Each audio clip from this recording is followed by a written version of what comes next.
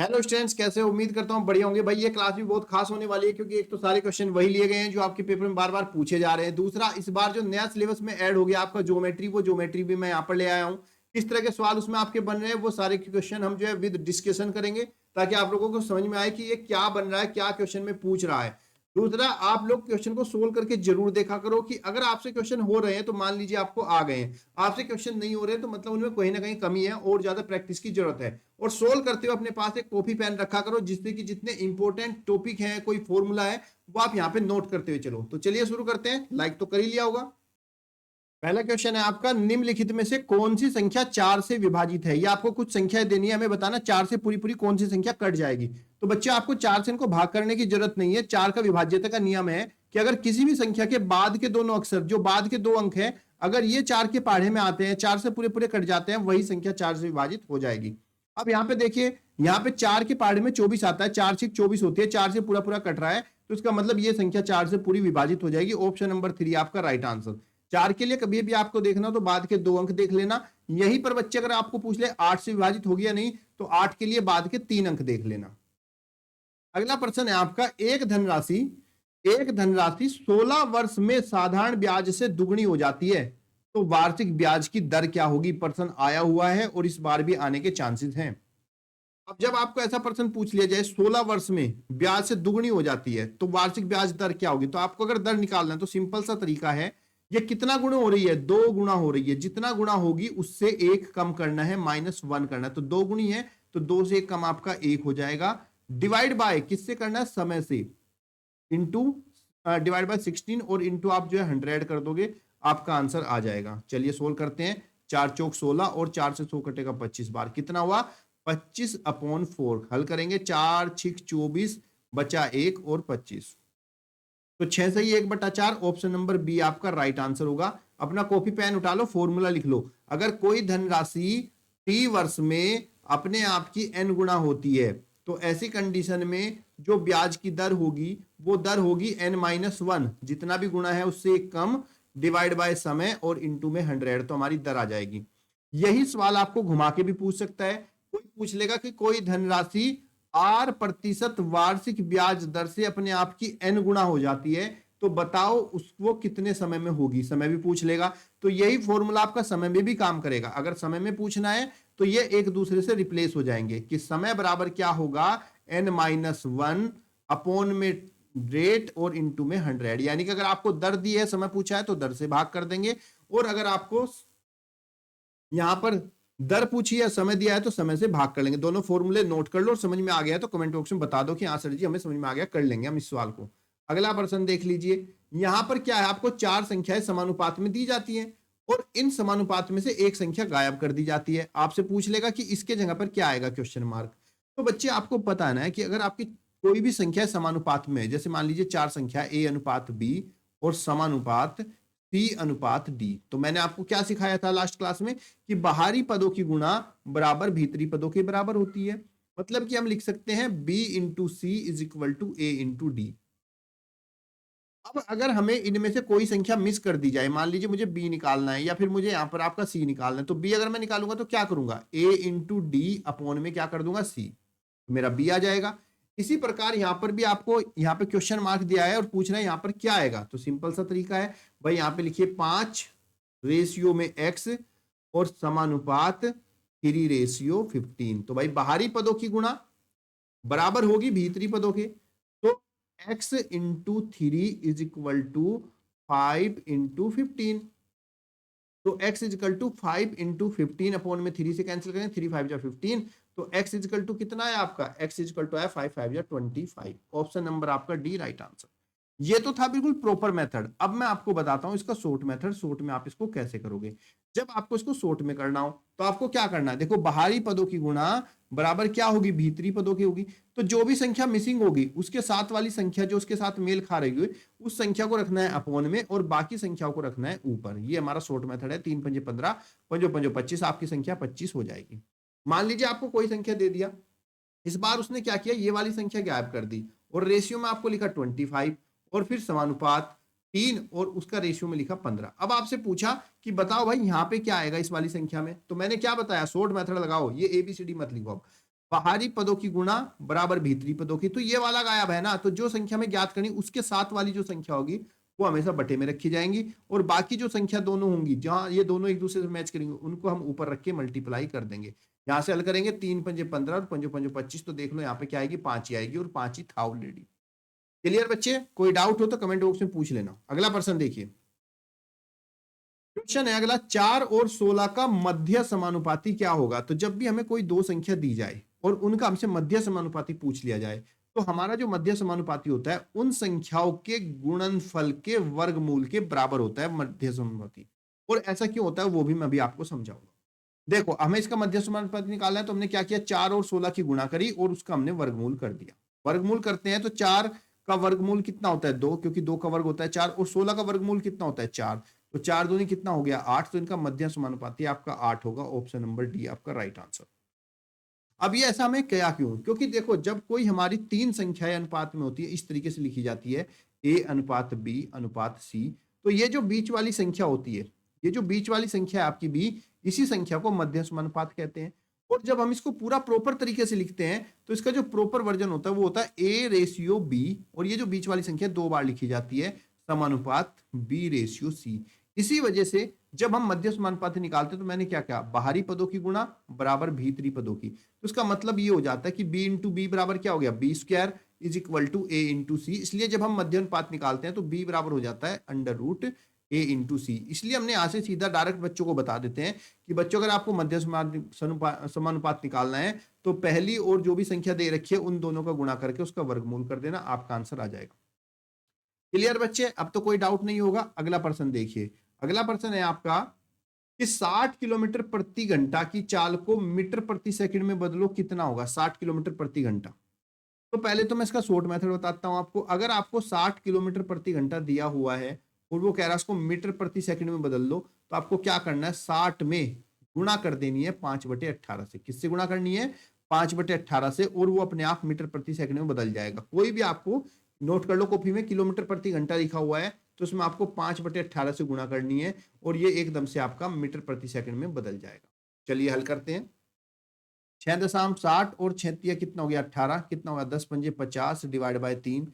इससे हम भाग कर लेंगे 50 को, अगर हम 3 से भाग करते हैं तो कितना आएगा, 3 पंजे 15, सॉरी 50 है तो इसको हम भाग करेंगे तो कितना आएगा आपका 3 एकम 3, 5 में से 3 गए 2 जीरो, 3 छंग कितना हुआ 18, 10 में 60 गया 2 जीरो, 3 छंग फिर आपको हुआ 18, ये ऐसे ही आता चला जाएगा तो 16.6 के आसपास हो जाएगा। ऑप्शन नंबर ए आपका राइट आंसर। क्लियर बच्चे? अब हमने ये 5/18 से ही गुणा क्यों करी उसका मतलब जानते हैं हम। अब देखो हमने क्या लिखा, 60 किलोमीटर प्रति घंटा को बदलो किसमें, मीटर प्रति सेकंड में। तो 60 किलोमीटर प्रति घंटा का मतलब समझ रहे हो क्या है, किलोमीटर प्रति घंटा का मतलब समझ लो पहले क्या होता है। इस किलोमीटर प्रति घंटा का मतलब होता है 1 किलोमीटर आपको 1 घंटे में जाना है। और अगर हम इसको मीटर प्रति सेकंड में बदलेंगे तो किलोमीटर को मुझे किस में बदलना होगा, मीटर में। और आपको पता है बच्चे 1 किलोमीटर में होते हैं आपके 1000 मीटर, और 1 घंटे में होते हैं आपके 60 मिनट, और 1 मिनट में होते हैं 60 सेकंड। तो 1 घंटे में होते हैं 60 गुना 60 सेकंड यानी कि 3600 सेकंड। जब मैं इसको हल करता हूं तो 0 से 0 मेरा कैंसिल, 0 से 0 मेरा कैंसिल, और यहाँ पे 2 पंजे 10 और 2 तिया 6, तो यहाँ पे मुझे मिला 5/5 कितना हुआ 6 तिया 18। तो बच्चे यहां से मुझे पता चला कि 1 किलोमीटर प्रति घंटे में 5/18 मीटर प्रति सेकंड होता है। अब बस मैंने इसको डायरेक्टली बना लिया। अब यहीं पर अगर आपको मीटर प्रति सेकंड को किलोमीटर प्रति घंटे में बदलना हो तो तिरछी गुणा कर देंगे, कि मीटर प्रति सेकंड को अगर किलोमीटर प्रति घंटे में बदलना है तो उसमें इसके उल्टे से गुणा कर देते हैं 18/5 से, और वो संख्या अपने आप किलोमीटर प्रति घंटा में बदल जाएगी। जैसे कि अगला क्वेश्चन है, कह रहा है कि एक रेलगाड़ी 20 मीटर प्रति सेकंड की चाल से चल रही है, उसकी चाल को किलोमीटर प्रति घंटा में बदलो। तो यही लगाना है कि हमारा 20 मीटर प्रति सेकंड है, अगर मुझे इसको किलोमीटर प्रति घंटा में बदलना है तो इसका उल्टे से गुणा कर देंगे 18/5 से। 5 चौक 20, तो 18 चौक कितना हो गया 72, तो उसकी चाल हो जाएगी 72 किलोमीटर प्रति घंटा। ऑप्शन नंबर डी आपका राइट आंसर। क्लियर? दोनों बातें नोट कर लेना बहुत ही अच्छे से कि अगर आपको किलोमीटर प्रति घंटे को बदलना है मीटर प्रति सेकंड में तो उसमें गुणा करनी है आपको 5/18 से, और ये अपने आप मीटर प्रति सेकंड में बदल जाएगा। यहीं पर आपको अगर मीटर प्रति सेकंड है और उसको किलोमीटर प्रति घंटे में बदलना है तो उसको 18/5 से गुणा कर लेना और ये किलोमीटर प्रति घंटा में बदल जाएगा। और जिससे आपको याद रहे, गलती भी ना हो, तो देखो किलोमीटर प्रति घंटा से मीटर प्रति सेकंड में बदलेंगे, छोटी यूनिट में बदल रहे हैं तो छोटी संख्या है 5/18, ऊपर छोटी संख्या तो उससे गुणा करेंगे। और मीटर प्रति सेकंड को अगर किलोमीटर प्रति घंटे में बदल रहे हैं तो बड़ी संख्या आपकी 18, तो बड़ी वाली संख्या ऊपर रहेगी। इस तरीके से आप याद भी रख सकते हो और ये तो ध्यान ही रखना पड़ेगा, 5/18 से हम लोगों को गुणा करनी है। क्लियर बच्चे? अगला प्रश्न देखिए। अगला प्रश्न है आपको 60 डिग्री का पूरक कोण किसके बराबर होता है। तो सबसे पहले मैं आपको बता दूं पूरक कोण कौन होते हैं। पूरक कोण वो होते हैं कि जब दो कोणों का योग 90 डिग्री के बराबर होता है तो उस ऐसी कंडीशन में इन दोनों कोणों को हम एक दूसरे के पूरक कोण कहते हैं। ठीक है बच्चे, क्या कहते हैं इसके? पूरक कोण। अब ये हमसे कह रहा है कि 60 डिग्री के पूरक कोण का मान क्या है। तो अगर मुझे एक कोण दिया गया है और मुझे दूसरा कोण बताना है क्या होगा, तो मैं क्या करूंगा भाई, दोनों का योग होना चाहिए 90, तो एक कोण अगर 60 है तो दूसरा कोण क्या होगा, तो दूसरा पूरक कोण जब भी हमें निकालना और एक कोण दिया हो तो उसको 90 में से माइनस कर देना है। 90 में से 60 गए 30, तो बच्चे 60 का पूरक कोण आपका 30 होगा। ऑप्शन नंबर बी आपका राइट आंसर। और पूरक कोण को इंग्लिश में बोलते हैं कॉम्प्लीमेंट्री एंगल। ध्यान रखना, भूलना मत बच्चों को, इंग्लिश वाले बच्चे हैं तो उसको कॉम्प्लीमेंट्री जानते हैं। क्लियर है? कभी भी पूरक कोण आपको पूछना हो तो उसका मान 90 में से माइनस करो। मान लीजिए आपका एक्स कोण दिया है और इसका आपको पूरक जानना है कि भाई पूरक क्या होगा, तो आपको क्या लिखना है, 90 माइनस एक्स लिख दो, आपका पूरक कोण हो जाएगा। क्लियर? नोट कर लेना, पूरक कोण निकालने के लिए कोण को 90 में से माइनस किया जाता है। अगला प्रश्न देखिए, एक समकोण तथा एक सरल कोण का योग किसके बराबर होता है। बहुत बढ़िया बात है।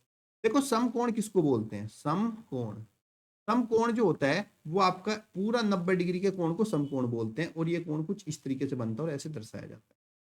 और जो सरल कोण होता है वो एक सीधी रेखा होती है ऐसे, और ये जो सरल कोण होता है, ये सरल कोण का जो मान होता है वो आपका 180 डिग्री के बराबर होता है। लेकिन आपको कह रहा है कि इनका योग किसके बराबर होगा। और अगर आप एक बात ध्यान दो ना, तो यहाँ पे योग नहीं दिया हुआ है, यहाँ पे समकोण के रूप में लिखा हुआ है। तो अगर आप देखो तो एक समकोण पूरा 90 डिग्री और दूसरा समकोण भी कितना हो गया, 90 डिग्री।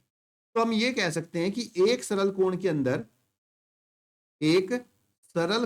अंदर कितने होते हैं, दो समकोण होते हैं। कितने? दो समकोण। तो एक सरल के अंदर हुए दो समकोण और एक समकोण पहले से है। तो हम ये कह सकते हैं कि अगर आपको एक समकोण निकालना है, एक समकोण और प्लस में एक सरल कोण आपको करना है, तो वो बराबर किसके होगा? एक समकोण में तो एक हुआ और एक सरल कोण में होते हैं दो समकोण, तो दो और एक बराबर तीन समकोण के बराबर होगा। ऑप्शन नंबर आपका ए राइट आंसर। ध्यान रखना, एक सरल कोण के अंदर कितने होते हैं, दो समकोण होते हैं। क्लियर बच्चे? अगला सवाल देखिए, ये भी अच्छा सवाल आपका दिया हुआ है कि दो पूरक कोणों में 10 डिग्री का अंतर है और दोनों की माप कितनी होगी। तो देखो, एक तो आप ऑप्शन से भी पता लगा सकते हो। मैंने आपको बताया कि पूरक कोण क्या होते हैं। पूरक कोण वो होते हैं जिनका योग कितना होना चाहिए, 90 डिग्री।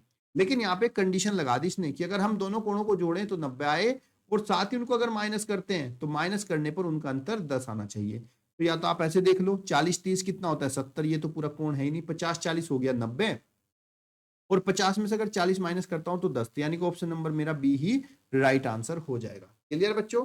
अगला प्रश्न देखिए, दो संपूरक कोणों का अंतर है 20। दो संपूरक कोणों का अंतर है 20, तो प्रत्येक कोण की माप क्या होगी। पहले समझ लो बेटा संपूरक कोण क्या होते हैं। जैसे अगर दो कोण हैं और दोनों कोणों को मैं प्लस करता हूं, और प्लस करने पर जब दोनों कोणों का योग 180 डिग्री आता है, तो ऐसी स्थिति में हम दोनों कोणों को बोलते हैं कि दोनों आपस में संपूरक कोण है। अब क्योंकि इनका अंतर है 20, तो अब आपको दो तरीके देखने के लिए, एक तो वही तरीका कि जोड़ने पर 180 आ जाए और इन दोनों कोणों को आपस में घटाने पर कितना आ जाए, 20 डिग्री। चलिए देखते हैं क्या ऐसा कोण है। 150 और 30 कितना हो गया, 180 तो आता है, लेकिन 130 में से 50 घटाएंगे तो नहीं आएगा, इसको हटा देंगे। 45 और 135, 5 5 10, 4 3 7 और 1 8, ये भी 180 आता है, लेकिन क्या इनको माइनस करके 20 आ रहा है, क्योंकि अंतर 20 है? नहीं, ये भी नहीं है। 90 90 1 से उससे, लेकिन अंतर 0, ये भी नहीं है। 100 में 80 जोड़ते हैं तो 180 आ जाता है, और 100 में से अगर 80 घटाते हैं तो अंतर मेरा 20 ही बचता है। ऑप्शन नंबर डी आपका राइट आंसर। एक तो ये तरीका है जब आपको ऑप्शन दिए जाए, लेकिन अगर यार आपको ऑप्शन नहीं दिए गए तो आप कैसे निकालोगे, वो समझ लो। देखो, a प्लस बी का योग है 180 और a माइनस बी का अंतर है आपका 20। तो अगर आपको पहली संख्या ज्ञात करनी है a, तो आपको क्या करना होगा, जो भी 180 है और ये 20 अंतर, इनको जोड़ दो। 180 प्लस में 20 को जोड़ देना और 2 से इसको भाग कर देना। चलिए करते हैं। 0 8 2 10 और 1 1 2, 200 डिवाइड बाई 2 कितना आ गया आपका 100। और जब बच्चे आपको एक कोण पता चल गया तो 180 में से उसको घटा देंगे तो दूसरा 80 तो बचेगा। ऐसे भी आप निकाल सकते हो। अगला क्वेश्चन देखिएगा। अगले क्वेश्चन में क्या कहा गया आपको कि एक कोण का पूरक उसका 5 गुना है, तो कोण ज्ञात कीजिए। एक कोण का पूरक, तो मान लो आपको जो कोण है वो आपका x है, कोण क्या है आपका x है, और उस कोण का जो पूरक है, इस कोण का पूरक उस कोण का 5 गुना है, तो पूरक कितना हो जाएगा बच्चे 5x डिग्री। और मैंने कहा था कि जब कोण को और पूरक को आपस में प्लस करते हैं तो वो हमेशा 90 डिग्री के बराबर होता है। तो 5 और 1 कितना हो गया 6x बराबर कितना हमारा 90। तो x बराबर बच्चे 90 बटे कितना हो जाएगा 6। हल करेंगे इसको, 3 तिया 9 और 3 दूनी 6, कितना हो गया बच्चे हमारा 30 बटे 2, और 2 से इसको काटेंगे 30 को, तो कितना हो जाएगा 15। तो हमारा जो कोण है वो 15 डिग्री हो जाएगा। ऑप्शन नंबर सी आपका राइट आंसर। दो पूरक कोणों में 60 डिग्री का अंतर है, दोनों का मान ज्ञात कीजिए। लो भाई यही सेम सवाल आ गया। दो पूरक कोणों में 60 डिग्री का अंतर है, मान ज्ञात करो। पूरक क्या होते हैं, जिनको जोड़ने पर 90 आना चाहिए, घटाने पर 60 आना चाहिए। 75 और 15 होते हैं 90, और 75 में से 15 गया आपका 60 बचा। आपका आंसर ऑप्शन नंबर सी आपका राइट आंसर। दूसरा तरीका मैं पता लगाने का बताया था कि अगर पूरा कोण है तो 180 में प्लस कर देना, उनके अंतर को 2 से कर देना डिवाइड। 80 और 60 कितना हो गया 240 डिवाइड बाय 2 करेंगे। सॉरी, अगर पूरा कोण है तो 180 नहीं, वो तो संपूरक में करते हैं। एक सेकंड, एक अगर पूरा कोण है तो 90, तो 90 प्लस 60 कर देना और डिवाइड बाय 2 कर देना। 9 6 कितना हो गया 15। 150 डिवाइड बाय 2 करोगे तो 75 आ जाएगा, और दूसरा कोण हम निकाल ही लेंगे। और एक समकोण बराबर होता है, अभी बताया मैंने, एक समकोण बराबर होता है आपका 90 डिग्री के बराबर। क्लियर बच्चों, कोई डाउट है तो कमेंट बॉक्स में जरूर पूछ लेना। साथ ही अगर आपको यहां तक आपने देख लिया क्लास, तो मतलब आप लोग 100% सिलेक्शन लेना चाहते हो। और सिलेक्शन अगर लेना है तो देखो भाई, धैर्य रखना पड़ता है, धैर्य रखने के साथ आराम से उसको सीखना पड़ता है, सीख के खुद प्रैक्टिस भी करनी पड़ती है। ऐसा नहीं कि तुमने देख लिया और हो गया काम, देखने से कुछ नहीं होगा, पढ़ने के बाद अपनी बुक से भी प्रैक्टिस करनी पड़ेगी। इसी उम्मीद के साथ कि भाई आप तैयारी अच्छी कर रहे होंगे, डाउट हो तो पूछ लेना। तब तक के लिए धन्यवाद, जय हिंद जय भारत।